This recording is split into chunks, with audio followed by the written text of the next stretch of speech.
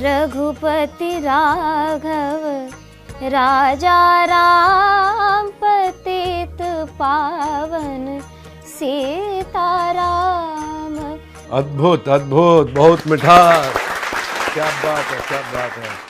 अमृत है हरि नाम जगत में, अमृत है हरि नाम जगत में, इसे छोड़ विषय विष पीना क्या, हरि नाम नहीं तो जीना क्या।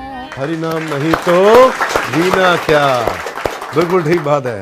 कौन दिशा में लेके चला रे बटोहिया, कौन दिशा में लेके चला रे बटोहिया है। ठहर ठहर ये सुहानी सी डगर, जरा देखन दे, देखन दे। अद्भुत अद्भुत, जबरदस्त, सुंदर, बहुत सुंदर।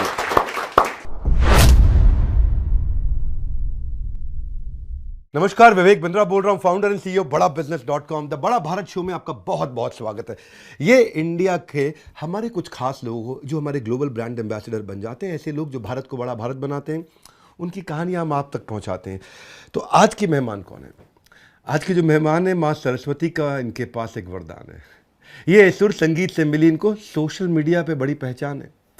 जब ABC पढ़ते हैं, ABCD पढ़ने की उम्र में सारे गामा गाया इन्होंने।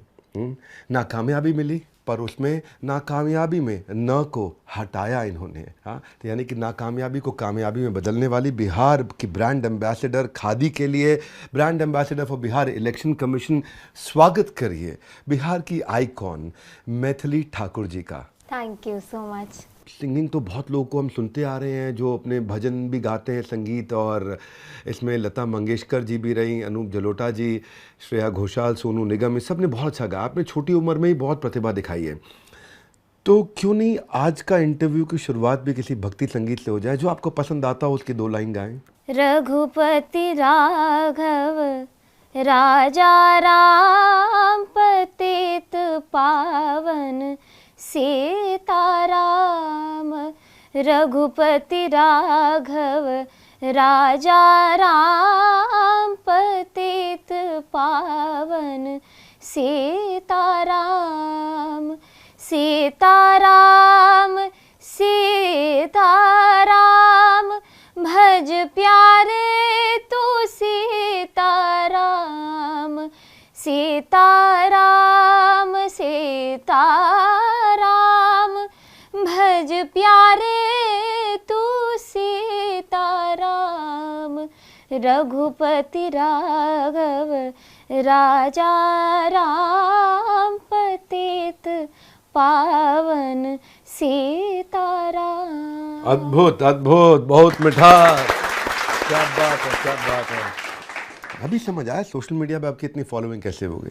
सिंगर्स तो और भी बहुत है, सोनू निगम के भी 2-2.25 मिलियन फॉलोअर्स, सब्सक्राइबर्स हैं। हमारे यहाँ बी प्राक आए थे अभी मेरे जन्मदिन पे, बड़ा अच्छा फाउंडर्स डे पे उनके भी लगभग 2 मिलियन के आसपास है। पर मैं देख रहा था कि मैथिली ठाकुर, आपके 4 मिलियन से ज़्यादा सब्सक्राइबर्स हैं यूट्यूब पे। फेसबुक पे तो आई थिंक शायद बहुत ज़्यादा, 14 मिलियन है। तो दिस इज़ अमेजिंग। कैसे किया, क्या स्ट्रैटेजी थी आपकी जो इतने फॉलोअर्स आपके बढ़ गए सोशल मीडिया पे? ये नंबर्स एक्चुअली मुझे खुद ध्यान नहीं रहते कि मेरे कहाँ पे कितने हैं।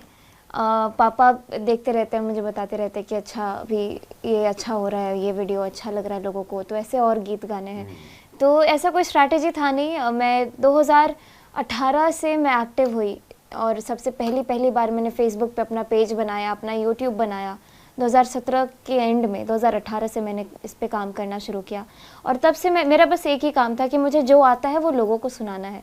तो हम लोग रॉ फ़ोन पे वीडियो बनाते थे, पंखा बंद करके, बिल्कुल सारा सन्नाटा हो, मम्मी को बोल के कि अभी किचन का काम नहीं करना, क्योंकि हम लोग 5 लोग एक ही रूम में रहते थे।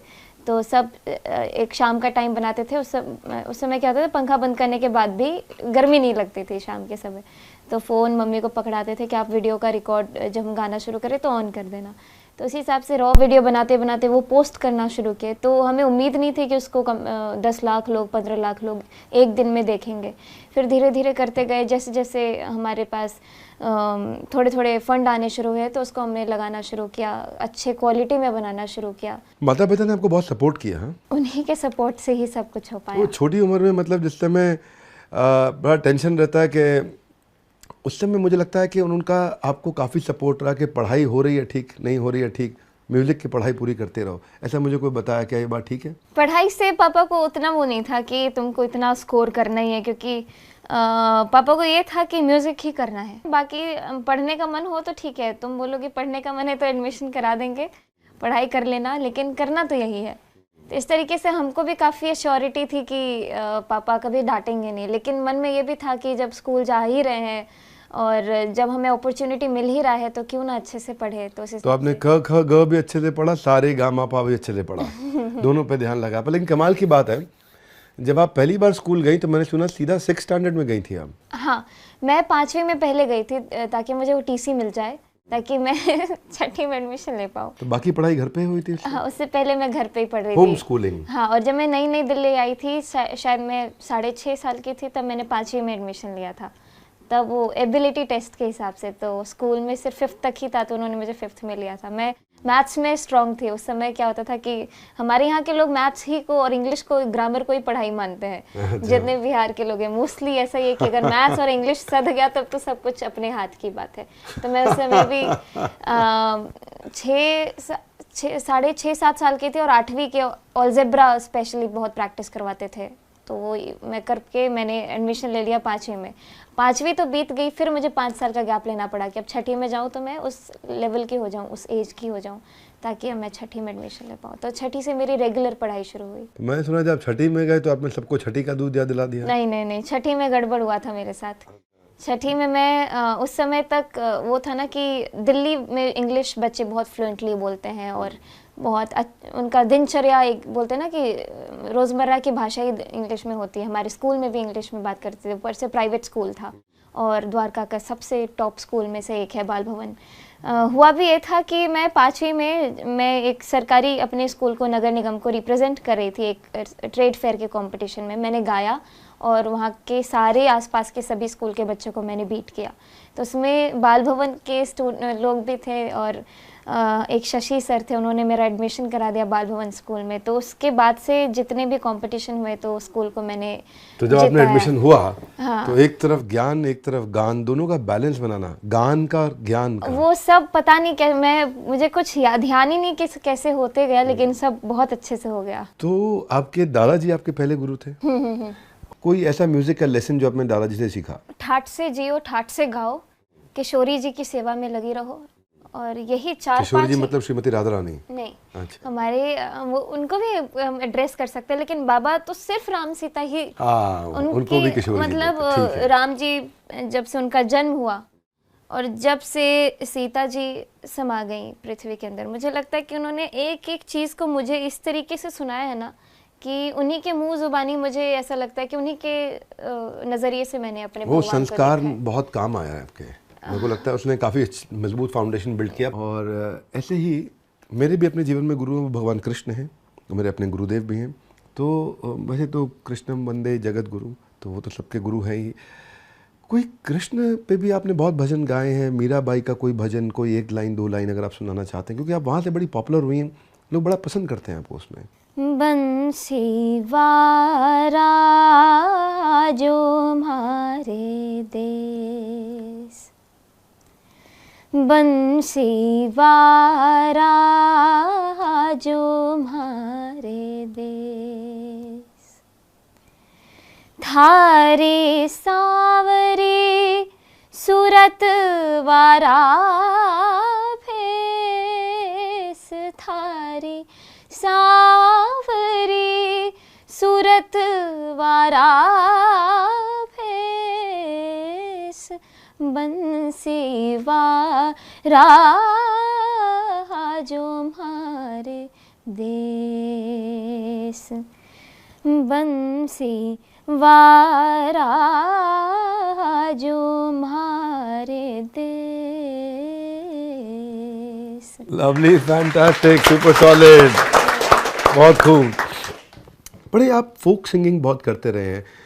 मैंने सुना आपने कोई प्रण लिया है कि मैं बॉलीवुड का कोई गाना नहीं गाऊंगी, या बॉलीवुड से थोड़ा आपका नाता आपने तोड़ के अलग कर लिया। ऐसे तो रियलिटी शोज़ में आपने भी अटेम्प्ट किया था या मल्टीपल अटेम्प्ट्स किए हैं, और वहाँ लोगों का एक सपना होता है, चाहे वो अरिजीत सिंह आए वहाँ या श्रेया घोषाल आए या नेहा कक्कड़ आए, कि भाई प्लेबैक सिंगर इनके जैसा सब सोचते हैं मुझे बनना है। मुझे अभी अपने जनरेशन के लोग या फिर आने वाले जनरेशन के लोगों के लिए एक ये एग्जाम्पल सेट करना है कि ज़रूरी नहीं है कि आप एक प्लेबैक सिंगर है तभी आप एक सक्सेसफुल आर्टिस्ट हैं या फिर सक्सेसफुल सिंगर हैं। मैं उनको ये दिखाना चाहती हूँ कि संगीत के क्षेत्र में एक इतना बढ़िया फील्ड है जो अपने पारंपरिक गीतों को लेकर के हम अगर आगे बढ़े तो हमें वहाँ से भी पहचान मिल सकती है। तो इसीलिए मुझे बहुत रेयर है आज के समय में, फिर भी आपने ये चूज़ किया कि मैं आध्यात्मिक और उसके साथ साथ लोक संस्कृति को बचाते हुए जो हमारे पुराने जो ऐसे पारंपरिक गीत हैं जो अभी के समय पे किसी की ज़ुबान पे याद नहीं है, और हमारी जो दादी नानी ये लोग जब नहीं रहेंगे तो उनके बाद कौन इसको सुनाने वाला है। तो मैं इसको लेकर के आगे बढ़ना चाहती हूँ ताकि हमारे आने वाले जनरेशन भी ये वाले गाने सुन सके। आज आप पॉपुलर है, मैंने सुना एक दफ़ा कि आप कुछ रियलिटी शोज़ जो होते हैं अपने लिटिल चैम्प्स या इंडियन आइडल, राइजिंग स्टार, उन सब में अटेम्प्ट किया, फेलियर भी मिले। कई लोग आते हैं इसमें सक्सेस भी हो जाते हैं तो भी रेलेवेंट नहीं रह पाते। आप रेलेवेंट भी बने रहे पिछले कुछ सालों में, मैंने देखा पिछले 5-7 सालों में, क्योंकि आपके फेसबुक आई थिंक 12-15 मिलियन अगर फॉलोअर हो गए या उससे ज़्यादा हो रहे हैं, तो इसमें आपकी रेलेवेंस का बहुत काम रहा। आपने सोशल मीडिया पे मिलने से पहले, मैं आप लोग को बता रही थी कि मैं खुद ही एडिट भी कर लेती हूँ, खुद ही वीडियो बना लेती हूँ, घर पे खुद सब कर लेती हूँ। आपको क्या लगता है रेलेवेंस आपने कैसे बना के रखा? क्या था ऐसा जो लगा कि यार नहीं, मेरे को गुम नहीं होना है बिल्कुल भी, मैं यहाँ हार गई, लिटिल चैम्प, इंडियन आइडल या कुछ भी जितने भी हैं, मेरे को आगे बढ़ने का है? क्या विचार था वो? मुझे ये लगता है रियलिटी शो का बहुत बड़ा योगदान रहा। मुझे लोगों तक पहुंचाने में एक बहुत बड़ा बूस्ट मिला मुझे। हार जाने के बाद, हारने के बाद भी जीतने के बाद मेरा प्रेजेंस ही काफ़ी था। मुझे ऐसा लगता है मुझे लोगों ने देखा, मुझे बस ये था कि लोग मुझे देखें एक बार, चाहे मैं हारूं या जीतूं, लेकिन एक अपनी छाप लोगों के मन पे छोड़ के जाऊं कि सबको याद रहे कि अरे मैथिली नाम की लड़की थी और अच्छा गाती थी। उसके बाद क्या होता है कि कई सारे मैं खुद कहीं ना कहीं उसमें फंसते बची हूँ। हम लोग जब 3 महीने का समय बड़े से शो में सब बड़े अनिल कपूर आ रहे हैं, सोनाक्षी सिन्हा आ रही हैं, श्रद्धा कपूर आपके फेवरेट हीरोइन आ रहे हैं, आपको अप्रिशिएट करके जा रहे हैं, तो कहीं ना कहीं लग रहा होता है अरे हम भी बड़े स्टार बन गए हैं, हम भी बड़े सेलिब्रिटी बन गए हैं, हमको भी वो ट्रीटमेंट मिल रही होती है। घर आने के बाद बहुत ही खुद को काम करना, ये फील करना कि नहीं अभी बस शुरुआत हुई। ये नहीं कि आप एक सेलिब्रिटी बन गए या टॉप 2 में रनर अप रही थी, मैं जीतते में बस 1% से रही थी। तो ये नहीं फील होने देना कि हम बहुत ही कुछ एक्स्ट्राऑर्डिनरी कर चुके हैं, क्योंकि वहाँ से मेरी एक सफ़र की शुरुआत हुई। मैं भी नहीं चाहती थी, बहुत सारे एग्जाम्पल्स हैं हमारे सामने कि ये भी फर्स्ट आए हैं, हमारे से पहले ये फर्स्ट आए हैं, इतने सारे लोग फर्स्ट आए हैं, लेकिन अभी के समय पे मुझे ऐसा लगता है कि मैं उनको ज़्यादा सुन नहीं पाती हूँ, लोग उन्हें ज़्यादा देख नहीं पाते हैं। एक मुझे बड़ा अच्छा लगा, कौन दिशा में लेके चला रे बटुआ, या आपने भी गाया? मुझे भी काफ़ी पसंद है ये गीत, मुझे बहुत पसंद आया। नदिया के पार का, नदिया के पार, हाँ, कौन दिशा लेके चला रे बटुआ, एक लाइन गा सकते हैं उसके? हाँ श्योर। कौन दिशा में लेके चला रे बटोहिया, कौन दिशा में लेके चला रे बटोहिया, है ठहर ठहर ये सुहानी सी डगर, जरा देखन दे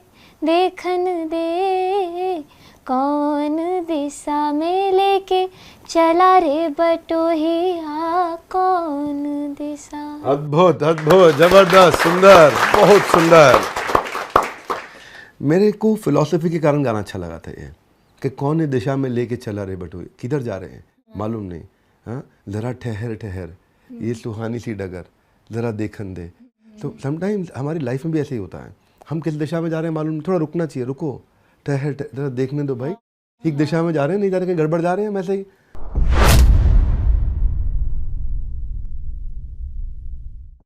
आजकल एक आ गया सिस्टम, इसको बोलते हैं ऑटो ट्यून। तो उसमें क्या कोई भी गाता है, आवाज़ सुरीली हो जाती है। सलमान खान सिंगर बन गए, आलिया भट्ट बन गए, आमिर खान बन गए ऑटो ट्यून के चक्कर में। तो बड़ा फायदा तो हो रहा है। म्यूजिक लवर को अगर समझ में कैसे आए कि यार ये बंदा अच्छा गाता है नहीं गाता, क्योंकि अपने लोग को तो नॉलेज ही नहीं है। हम लोग ये देखते हैं कि 3 से 5 से 6 साल के अंदर एक ऐसा नया ट्रेंड अलग आता है, उसके बाद तब लोग उस तरफ बढ़ जाते हैं। अरिजीत सिंह का ट्रेंड वहाँ चले जाएंगे, बादशाह का ट्रेंड आया फिर वहाँ चले जाएंगे। आप इसको कैसे देखते हैं सिंगर को, और केवल सिंगर नहीं मैथिली, हर इंसान को अपने आप को रेलेवेंट रखने के लिए क्या करना चाहिए? बॉलीवुड में ऐसा कौन सा सिंगर है जिसकी हाइप बहुत है लेकिन दम नहीं है?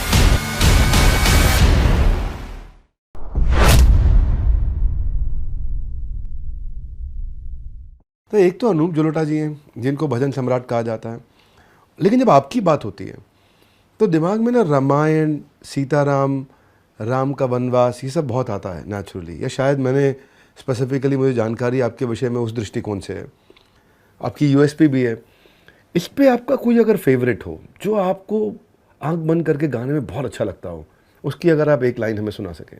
अमृत है हरि नाम जगत में, अमृत है हरि नाम जगत में, इसे छोड़ विषय विष पीना क्या, हरि नाम नहीं तो जीना क्या, हरि नाम नहीं तो जीना क्या। अमृत है हरि नाम जगत में, अमृत है हरि नाम जगत, इसे छोड़ विषय विष पीना क्या, हरि नाम नहीं तो जीना क्या, हरि नाम नहीं तो जीना। बहुत सुंदर, हरि नाम नहीं तो जीना क्या, बिल्कुल ठीक बात है। हरेर नाम हरेर नाम हरेर नाम एव केवलम, कि हरि का नाम, हरि का नाम, हरि का नाम ही एक। कलो ना अस्त्येव ना अस्त्येव ना अस्त्येव गतिरन्यथा, कलयुग में इसके अलावा कहीं गति नहीं मिल सकती। तो हरि का नाम नहीं तो जीना क्या। दो भाई भी आपके साथ में रहते हैं? हम तीनों एक साथ ही रहते हैं। क्या बढ़िया तबला बजाते हैं, क्या नाम है उनका भाई का? ऋषभ ठाकुर, और जो मेरे साथ गाते हैं वो अयाची ठाकुर। तीनों साथ में मिल करके ऐसा अलग कॉम्बिनेशन बना दिया कि इस समय देश आज आपके इतने भजन सुन रहा है। विजन क्या है आगे आपका, क्या करना चाहती है मैथिली? मैं लोगों के लिए एक, मतलब मुझे ये नहीं मालूम, क्योंकि मैंने अपने से पहले शायद मैं जो करना चाह रही हूँ अभी उसमें मुझे ऐसा नहीं लगता कि कोई है जिनको देख के मैं आगे बढ़ रही हूँ अभी। आपका हमारा इंडस्ट्री अलग है, पर हमारा वीडियो तो नहीं देखा होगा आपने यूट्यूब में? हमने देखा, आपके कई सारे वीडियोस देखे। जब मैं पता चला हम आपके पास आ रहे हैं तो वैसे पापा बहुत सोचते हैं कि हम कहाँ जा रहे हैं, या छोड़ देते हैं अभी इस दिन तो तुम खुद रिकॉर्ड कर लेना ऐसा। लेकिन जब आपकी बात हुई ना कि विवेक सर बुला रहे हैं, तो मैंने ही पापा को, पापा हमको जाना है, मुझे बहुत पसंद है इनके वीडियोस ऐसा। नहीं, thank you very much. And मुझे लगता है आप सबको बहुत पसंद आ रहा होगा आज मैथिली जी से मिल करके। वैसे ना अभी पीछे मैंने देखा कि टेक्नोलॉजी काफ़ी आ गई है। आपने घर पे मैनुअली शुरुआत करी और सब कुछ मैनुअल आपने करते करते करते इतना ग्रोथ लिया। आजकल एक आ गया सिस्टम, इसको बोलते हैं ऑटो ट्यून। तो उसमें क्या कोई भी गाता है आवाज़ सुरीली हो जाती है। उसमें मैं तो बिल्कुल नहीं गाता अपनी ज़िंदगी में, मेरी आवाज़ इतनी ख़राब है, लेकिन मैं भी गाऊँ तो लगेगा वो बात बन गई है। हाँ, सलमान खान सिंगर बन गए, आलिया भट्ट बन गए, आमिर खान बन गए ऑटो ट्यून के चक्कर में। तो बड़ा फ़ायदा तो हो रहा है। म्यूज़िक लवर को अगर समझ में कैसे आए कि यार ये बंदा अच्छा गाता नहीं गाता, क्योंकि अपने लोग को तो नॉलेज ही नहीं है। अभी सबको सब आता है समझ में। अभी के समय पे सब इतने अवेयर हैं हर एक फील्ड में। इवन मैं अपना एक इंसिडेंट बताऊं कि एक रियलिटी शो पे मैं बहुत डिलिजेंटली पहले देखा करती थी। हर रियलिटी शो में हर कंटेस्टेंट को बहुत गौर से देखती थी। तो कई बार की बात है, मेरे कुछ फेवरेट जजेस हैं, मैं उनका रिमार्क बहुत अच्छे से सुनना पसंद करती हूँ। जैसे सोनू निगम जी हो गए, जावेद अली हो गए, मतलब बहुत ऑनेस्टली शंकर महादेवन जी हो गए। इन लोगों की बातें या फिर ये जो कंटेस्टेंट को जो समझा रहे होते हैं ना, तो उसमें मैं एज ए लिसनर जब सुनती हूँ तो मुझे भी काफ़ी कुछ सीखने को मिल जाता है कि इन्होंने जो बोला ये मैं खुद भी करूँगी। तो ऐसा कई बार हुआ कि वो कुछ बता रहे हैं ना कि तुम्हारा इस लाइन में यहाँ पे सुर बिखरा, फिर तुम ठीक हो गई। वो कंटेस्टेंट को ऐसा बता रहे हैं, मैं टीवी पे सुन रही हूँ, लेकिन मैं खुद सुन रही हूँ कि कंटेस्टेंट ने तो पूरा शुरू से लेकर लास्ट तक पूरा सुर में गाया। तो इतने बड़े आर्टिस्ट, इतने बड़े जज हैं, वो ऐसा क्यों बोल रहे हैं कि यहाँ पे ऑफ गया? और ऐसा मैंने 10-15 बार ऑब्जर्व किया कि ऐसा क्यों हो रहा है।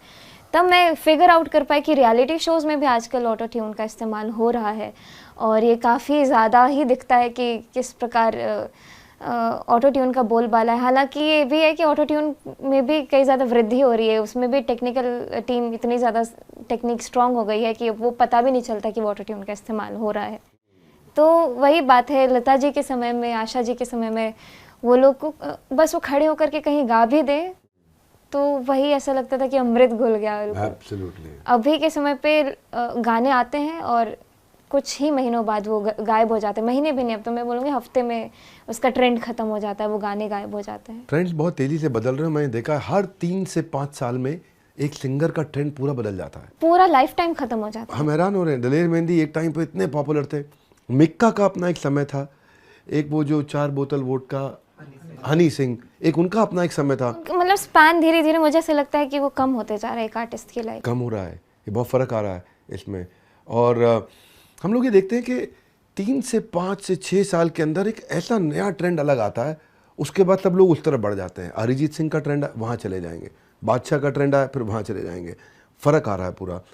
कंटिन्यूस 5, 7, 8, 10 गाने, 15 गाने एक आदमी के हिट चलते हैं तो वो ट्रेंड सा बनने लग जाता है। आप इसको कैसे देखते हैं सिंगर को, और केवल सिंगर नहीं मैथिली, हर इंसान को अपने आप को रेलेवेंट रखने के लिए क्या करना चाहिए? अभी कंपटीशन इतना ज़्यादा बढ़ रहा है कि अगर आप जल्दी जल्दी शिफ्ट नहीं होंगे, ऐसा लग रहा है कि आप एक ही जगह पे खड़े हो गएंगे तो आपके आगे बहुत सारे लोग निकल जाएंगे। जैसे कि मुझे लगता है आप भी अपने इतने सारे शोज़ में, अपने इंटरव्यूज़ में, हर एक इंटरव्यू में आप कुछ नई नई चीज़ें लाते हैं ताकि इस बार अच्छा हो, इस बार और अच्छा हो, यही होता है। और मुझे लग रहा है कि बाकी सिंगर्स की बात अलग है, मेरा जोन बहुत ही कम्प्लीटली डिफरेंट है, तो मैं उनके बारे में कुछ टिप्पणी नहीं करूँगी। जिसके पास दम है, जिसके अंदर दम है, जो असली आर्टिस्ट है, जिसने सीख के गाया है, वो अभी भी सर्वाइव कर रहे हैं, चाहे वो कितने भी साल उनको इंडस्ट्री में बीत गए हों। काफ़ी ऐसे नाम है जो मैं अभी बोलना नहीं चाहूँगी, मतलब ऐसे हैं जिनके अंदर दम है, वो सर्वाइव कर रहे हैं। आपने बताया कि आप अपने कुछ अच्छे जजेस को सुनती हैं, उनसे सीखती हैं। ऐसा क्यों करेक्शन दिया, ऐसा क्यों करेक्शन दिया, रिवाइंड करके फिर से चेक किया, सीखते हैं। हर क्रिएटिव आदमी का अपना सीखने का तरीका होता है। A.R. रहमान जी कहते हैं जब मैं कुछ नया बना रहा हूँ सारी रात जग करके, हाँ, रात में ही दिमाग खुलता है। आपका अपना क्रिएटिविटी लाने का क्या तरीका है? क्या आपने कोई नुस्खा अपनाते हैं, यार मैं ऐसे क्रिएटिव ज़्यादा हो जाती हूँ? अपने आप वो सोच के नहीं आता है कि हमको अभी क्रिएटिव होना है, आज तो हम होएंगे या फिर ऐसा करेंगे। एकदम से ब्रश करते करते कुछ हिट हो जाता है, मम्मी के साथ कुछ हेल्प करते करते एकदम से दिमाग में कुछ हिट हो जाता है, अरे ये अच्छा लग रहा है। फिर अब वो कुछ अच्छा लगे तो उसको दोहराते गए, दिन भर में 50 बार दोहरा दिया, फिर कुछ नया अच्छा बन के आ गया। या फिर मुझे मेरी क्या आदत है, मैं जिस चीज़ पे काम कर रही हूँ, मुझे चाहे वो भाषा आती हो या नहीं आती हो, लेकिन उस भाषा के कम से कम 150 गीत तो मैंने सुने ही होंगे। ये बहुत बड़ी चीज़ है।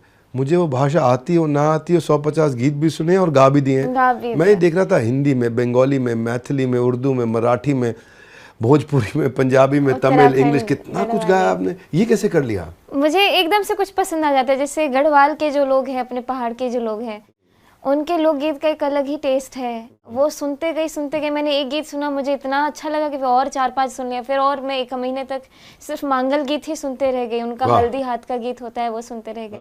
फिर मुझे लगा ही नहीं कि ये भाषा मुझे आती नहीं है। एक दिन गाने बैठी और रिकॉर्ड कर लिया बस। ऐसे तो कहा जाता है म्यूजिक हैज़ नो बाउंड्रीज, और आपने करके भी दिखाया। बहुत मुश्किल होता है ये, लेकिन आप क्या है, मुझे लगता है कि पहले आप म्यूज़िक में चले जाती हैं, फिर म्यूज़िक आप में चला जाता है, उसके बाद म्यूज़िक बाहर निकल के आ जाता है। आई डोंट नो कैसे हो जाता है। तो मैं ये आपके कुछ ये शारदा सिन्हा जी, मालिनी अवस्थी जी के बाद छठ पर्व पे आपने भी कुछ काम किया, आपके गाने सुने जाते हैं। तो अगर आप लोगों ने भी सुने हो कि तो बिहार, झारखंड, उत्तर प्रदेश, ये लोग भी मेरे को माफ़ नहीं करेंगे अगर मैंने आपसे कोई अपने फैंस के लिए कोई छठ का कोई या इस दिशा में कोई पॉपुलर गाना मैंने रिक्वेस्ट नहीं किया। तो मुझे लग रहा है नीचे कमेंट बॉक्स में पिटाई होती है आजकल, तो पिटाई का तरीका अलग है। डिजिटल पिटाई तो कमेंट बॉक्स में होती है। हाँ, एनीथिंग यू लाइक। हाँ, मेरा भी वैसे छठ का गीत है, लेकिन मेरा जो पसंदीदा छठ का गीत है, जो बचपन से सुनते आ रही हूँ, वो सुनाऊंगी मैं। सोना सट कुनिया हो दीनानाथ,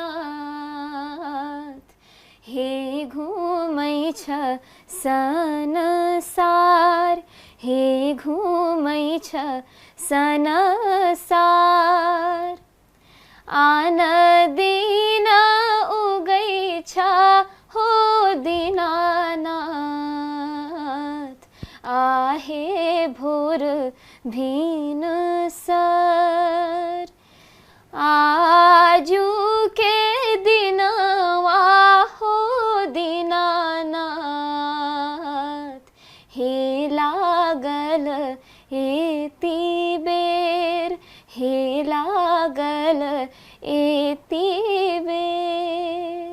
अद्भुत, बहुत सुंदर, बहुत खूब। आपने गाया, मुझको अच्छा लगा, और सोशल मीडिया की टीम बोले कि डिजिटल पिटाई से बचा लिया आपने हमारे को। बॉलीवुड में ऐसा कौन सा सिंगर है जिसकी हाइप बहुत है लेकिन दम नहीं है?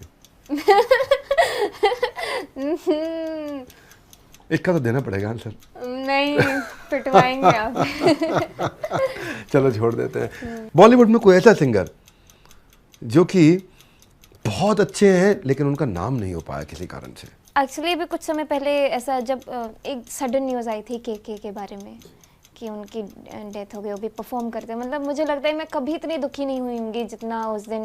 एक उनके जाने के बाद तो ऐसा लगा कि सब उन्होंने जितने भी गाने गाए एक बार दोबारा से सुने, या फिर मुझे लग रहा है कि उस समय के बाद उन्हें लोग और ज़्यादा ढूंढना शुरू कर चुके। सबसे अच्छा कॉम्प्लीमेंट अभी तक क्या मिला है? मुझे बहुत अच्छा लगता है जब मेरी मम्मी को, वैसे लोग ज़्यादा नहीं देखे हैं, सिर्फ व्लॉग्स जो फॉलो करते हैं उसमें देखते हैं, लेकिन लोग जब मुझे बाहर मिलते हैं जिन्होंने मम्मी को कभी देखा भी नहीं है, वो लोग भी मम्मी की तारीफ़ करते हैं कि मुझे भारती जी का संस्कार, हमको भी ऐसे ही पेरेंट्स बनना है। बहुत खूब, बहुत खूब। म्यूजिक इंडस्ट्री में अगर आगे चल के आपको कुछ बदलने का मौका मिले तो क्या एक चीज़ आपको लगता है इसको बदल के छोड़ूंगी? मैं इंडस्ट्री से काफ़ी दूर हूँ, मुझे म्यूजिक इंडस्ट्री में घुसना भी नहीं है, ना ही उधर कुछ बदलना है। मैं इधर एक अलग इंडस्ट्री बनाना ज़रूर चाहूँगी। आपको क्या लगता है कि आपके दोनों भाइयों में ज़्यादा अच्छा सिंगर कौन है अभी के समय पे? अयाची। मैथिली और अयाची में कौन ज़्यादा अच्छा सिंगर है? मेरे ख्याल से अयाची। अभी तक का सबसे बड़ा अचीवमेंट क्या मानती है मैथिली हम? मुझे जो लोगों का प्यार मिल रहा है, कभी एक्सपेक्ट नहीं किया था। अच्छा, ज़्यादा डर कब लगा था? पहली बार जब स्कूल में गई थी या पहली बार रियलिटी शो में गई थी? जब पहली बार स्कूल में गई थी। पहली बार स्कूल में गई थी, ओके। आपके पापा कभी कभी क्या वो हानिकारक बापू की तरह सख्त भी हो जाते हैं?